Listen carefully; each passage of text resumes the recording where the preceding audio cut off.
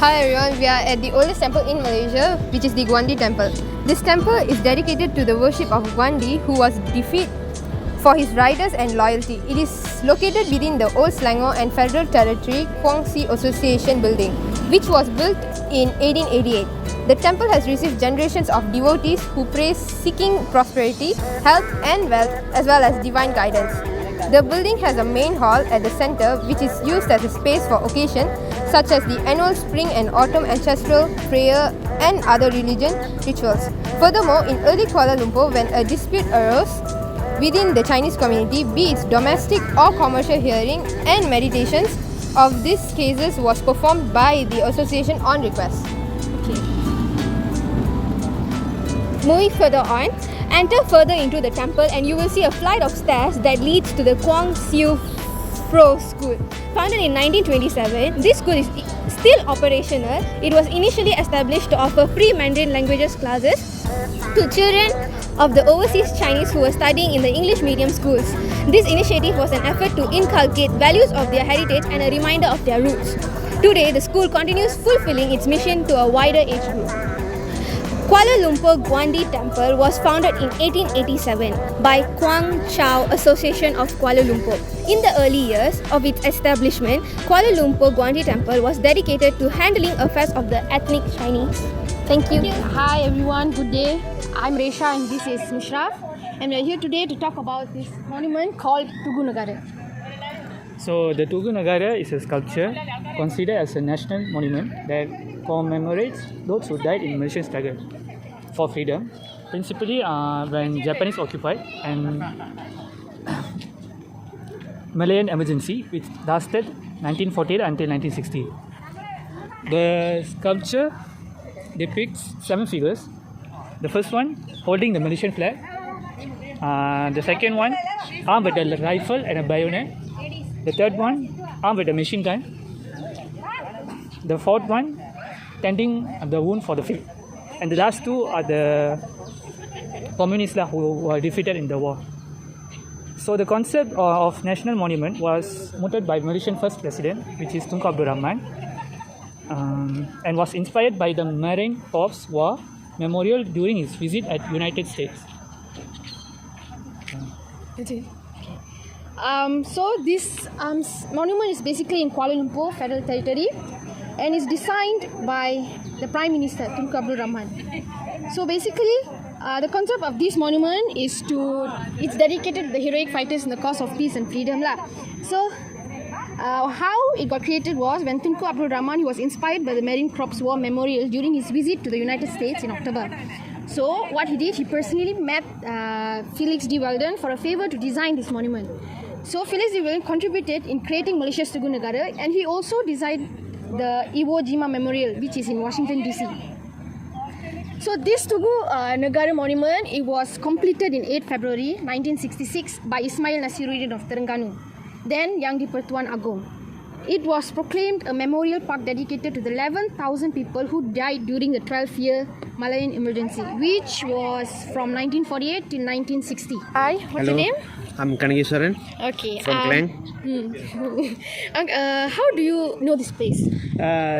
This is a place that I know when I was school time. So we will always come here every year, but there's like a small payment that they do to remember our soldiers who died for our independence. So that's how I know this place. Okay. How often do you come here?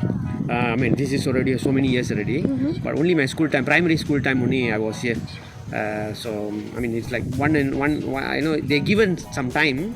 It's like every year there is like a trip, that you come here. So every 11 November they will celebrate this independence, just to remember all these people.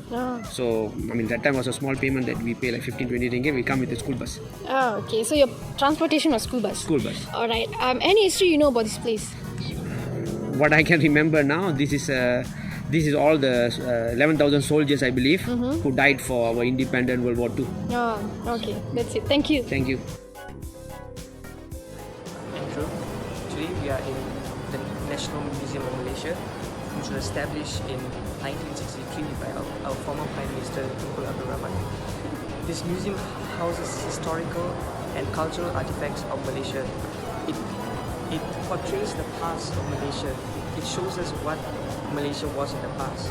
It houses various historical artifacts and materials that we can observe to know what the past of Malaysia was like.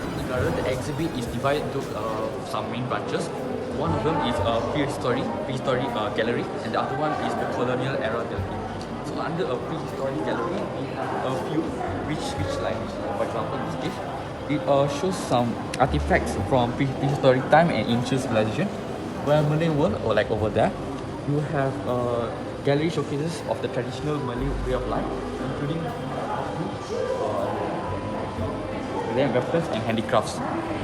Hi guys, I'm Umu Shafri Fatima. I'm from FMS. Today I'm here at Central Market. So Central Market Kuala Lumpur is located at the Jalan Tan Cheng Block and the pedestrian only section of Jalan Hang Kasturi. It's a few minutes away from Petaling Street and next to Klang River.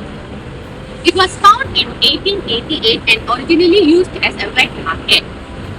While the current Art Deco style building was completed in 1937, and this Central Market has been classified as a heritage site by the Malaysian Heritage Society, and now it's a landmark for Malaysian culture and heritage.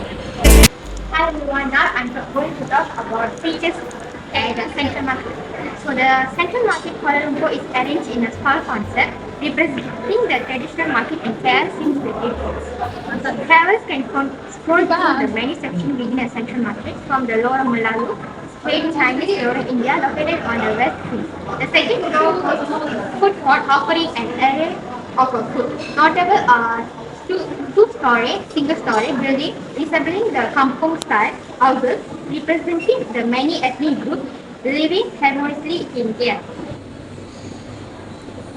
Hi guys, my name is Ushni and now I'm at the Central Market. So now I'm talking about the history of Central Market.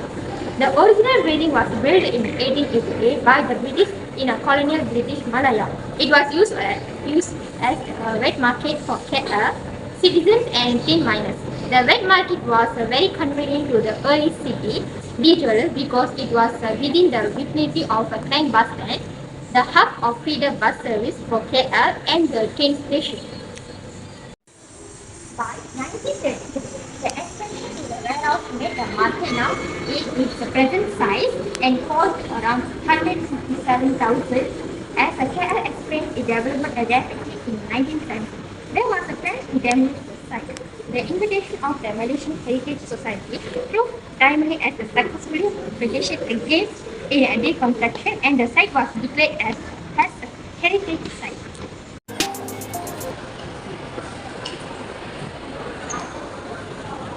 During construction of Daya Bumi near Klang River banks in 1981, the Central Market was saved from the demolition. The adaptive reuse renovation commenced in October 1985 and was completed in April 1986. And Central Market was to be announced officially during the Pasar Conference 1986.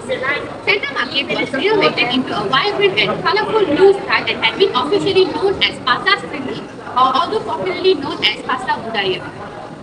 Located alongside the main building is the newly transformed pedestrianised and covered walk known as Kasturi Walk.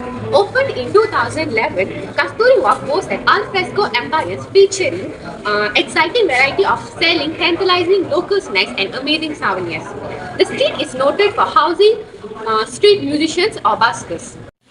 Hello, Uncle. So today we are at Central Market. Hi, can you introduce yourself? Hi, good morning. My name is Andy. I'm from KL ID Craft at Lot G60A. Sir, how long have you been working here? It has been 14 years.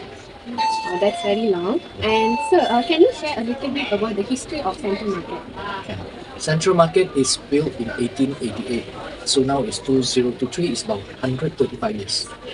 Central Market was built for the tin mining people who come and buy all the wet stuff like vegetable, meat and all.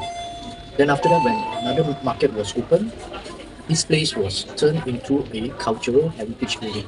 This is a building which is a heritage building where you cannot redevelop or demolish. Thank you, sir. That was very interesting. Mr. Marine Studies. So the fourth question is, do you think the Central Market is a must visit place for tourists? Yes, it's a must to visit because there are a lot of those art and culture, things like really artisan handmade, like the dream catcher, Sakai dream catcher, is fully handmade. He has been here for more than about 30 years as well. And then there's a Sarima Wow, the traditional kite of Malaysia, very famous in Kelantan. So this is an art as well.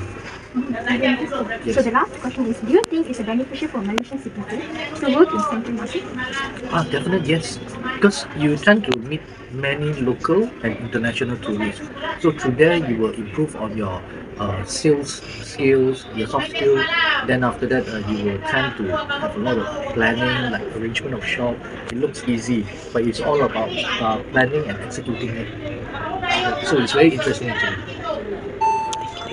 Thank you so much for joining us. Yes, thank you very much.